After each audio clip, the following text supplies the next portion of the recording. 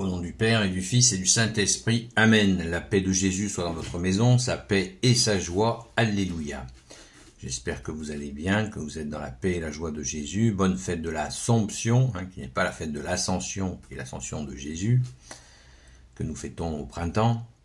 Là, c'est le 15 août, c'est notre fête, véritable fête nationale. Et nous fêtons l'Assomption de la très sainte Vierge Marie, qui est sa montée au ciel. Corps et âme, merci Jésus, alléluia. Alors cette fête, un petit mot quand même pour cette fête, puisque elle était pratiquée dans l'Église catholique d'Orient.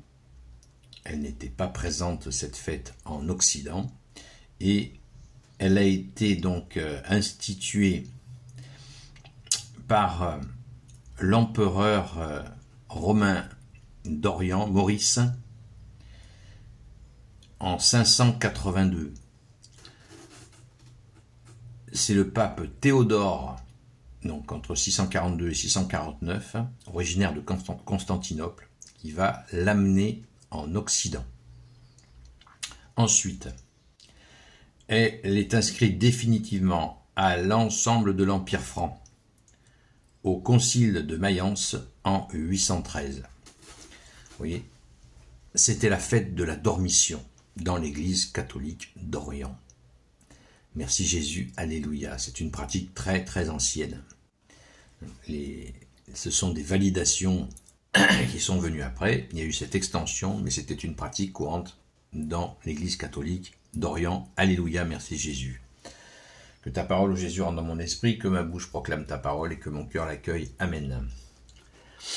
Alors, Saint Marc, non, c'est pas Saint Marc, pardon, Saint Luc, chapitre 11, versets 27 à 28. L'homme répondit, « Tu aimeras le Seigneur ton Dieu de tout ton cœur, de toute ton intelligence, de toute ta force et de toute ta volonté. Tu aimeras ton prochain comme toi-même. » Excusez-moi, je me suis trompé de chapitre. Alors, pendant que Jésus parlait ainsi du milieu de la foule, une femme éleva la voix et lui cria, « Heureuse celle qui t'a porté et qui t'a allaité. » Lui aussitôt répondit, « Heureux dans ce cas ceux qui entendent la parole de Dieu et qui la gardent. » Merci Jésus, alléluia. Alors vous voyez, c'est très court, cet évangile du jour, puisque c'est un moment où Jésus va parler. Il est question de la Vierge Marie, heureuse est-elle, on le sait. C'est le chant de notre Sainte Mère Marie,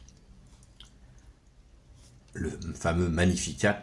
Le Seigneur fit pour moi des merveilles, et mon cœur exulte de joie. En ma chair s'accomplit la promesse. Alléluia, alléluia.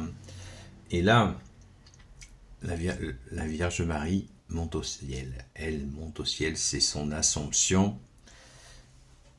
On peut imaginer la joie dans le ciel d'accueillir la Reine des cieux. Accueillie bien sûr par le Père, le Fils et le Saint-Esprit. C'est extrêmement touchant. Alors, pourquoi cette femme a crié comme ça?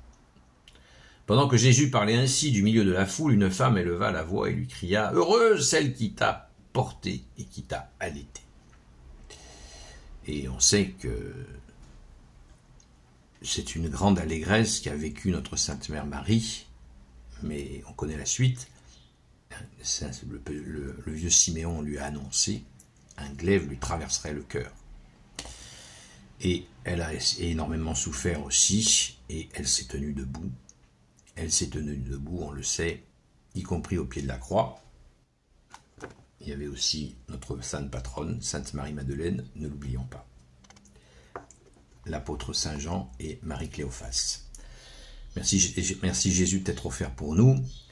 Et nous avons là, donc je disais, pourquoi cette femme fait cette déclaration en public? Pourquoi Jésus a cette réponse très forte aussi?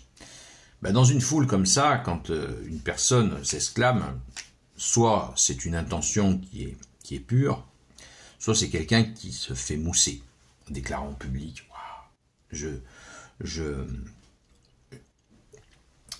je caresse, hein, j'affiche des compliments à la Sainte Vierge, car je sais que tu sais qu'elle est ta mère, ô Jésus, et du coup je vais avoir des grâces, puisque je cajole ta Sainte Mère devant tout le monde.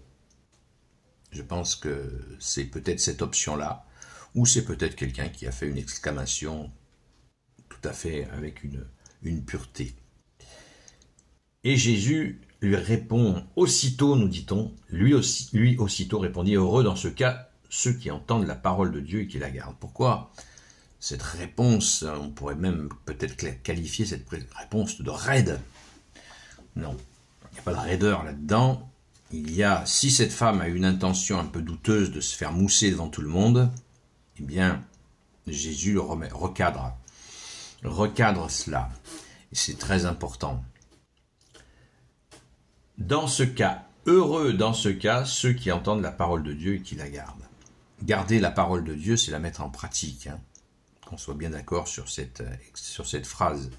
Garder la parole, c'est la mettre en pratique. Donc, Jésus est très heureux que l'on accueille la très sainte Vierge Marie, sa mère, pour notre mère. Évidemment, il le souhaite.